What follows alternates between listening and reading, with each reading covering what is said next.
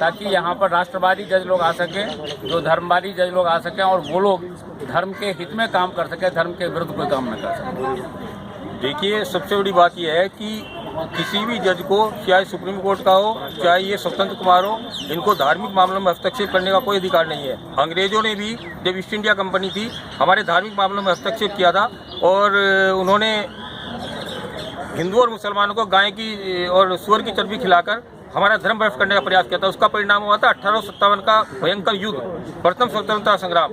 आज ये जो स्वतंत्र कुमार है, कभी कहता है तुम्हारे पटाखे प्रदूषणकारी है, कभी कहते हैं तुम फूल मूर्ति विसर्जन नहीं कर सकते, कभी कहते हैं हिंदुओं का सौदा प्रदूषणकारी है। ये सब इन जजों की अति हो चुकी है। संविधान का अनुच्छेद 26 है, वो कहता है कि धार्मिक संस्थाओं को अपने धार्मिक कार्यों के प्रबंधन करने का मूल अधिकार है। वो कि धार्मिक संस्थाएं तय करेगी कि उनको अपने धर्म की रक्षा कैसे करनी है, किंतु ये जज हमारे धार्मिक मामलों में हस्तक्षेप कर रहे हैं। संविधान का अनुच्छेद 25 के अनुसार हमें धर्म को अबाध रूप से मानने और उसका आचरण करने की छूट दी गई है, किंतु ये जितने भी सुप्रीम कोर्ट के और हाई कोर्ट के जज बैठे हैं, हमारे धार्मिक मामलों में हस्तक्षेप कर रहे हैं। अब इनकी इंतहा हो चुकी है कि 3 तलाक के मामले में इन्होंने इस्लाम पर हमला किया है। स्वामी इस्लाम के कई नवयुवक स्वामी जी के पास आए हैं, उन्होंने कहा स्वामी जी इन जजों से हमारे इस्लाम की रक्षा करो, और स्वामी जी ने वचन दिया है कि इन जजों को इस्लाम का अपमान नहीं करने देने के, इनका कोई हक नहीं है। संविधान का अनुच्छेद 26 कहता है कि धार्मिक संस्थाओं का अधिकार है कि वो अपने धर्म को अबाध रूप से माने और अपने धार्मिक कार्यों का प्रबंधन करे।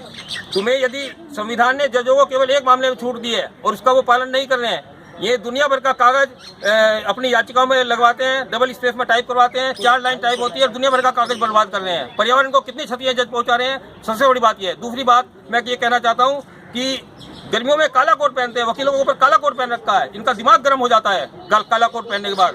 अरे तुम्हें कितना कपड़े का अपव्यय हो रहा है, ये तुम्हें दिखाई नहीं देता है कि इस देश में लोगों को सर्दियों में कपड़ा मुहैया नहीं कराते और तुम गर्मियों में कपड़ा पहनाते हो, ऊपर से एसी चला के ऊर्जा का अपव्यय कर रहे हो। पहले अपने आप को सुधारो, तब दूसरों को घर सुधारने की मत करो। बस मैं यही बात कहना चाहता हूँ। स्वामी जी ने वचन दिया है कि इस्लाम को क्षति नहीं पहुंचाने देने इन जजों की, उनकी ईंट से पहले भी स्वामी जी ने जब सबरीमाला मंदिर में रजस्वला महिलाओं को ये जज प्रवेश दीपक मिश्रा पर जबरदस्ती प्रवेश करा के मंदिर की पवित्रता भंग करना चाह रहा था, तब स्वामी जी ने कहा था कि मैं जज दीपक मिश्रा को कोर्ट में जाके जूता मारूंगा, और उसके बाद आज तक उस तारीख नहीं पड़ी है उस मामले में। तो मैं स्वामी जी से हम लोग सब अपील करते हैं कि इस मामले में आगे बढ़े, और जितने भी इन जजों का दिमाग संविधान के विरुद्ध जा चुका है, इस देश के संविधान की रक्षा करें और मूलाधिकार की रक्षा के लिए स्वामी जी आगे आए। जय हिंद, भारत माता की जय।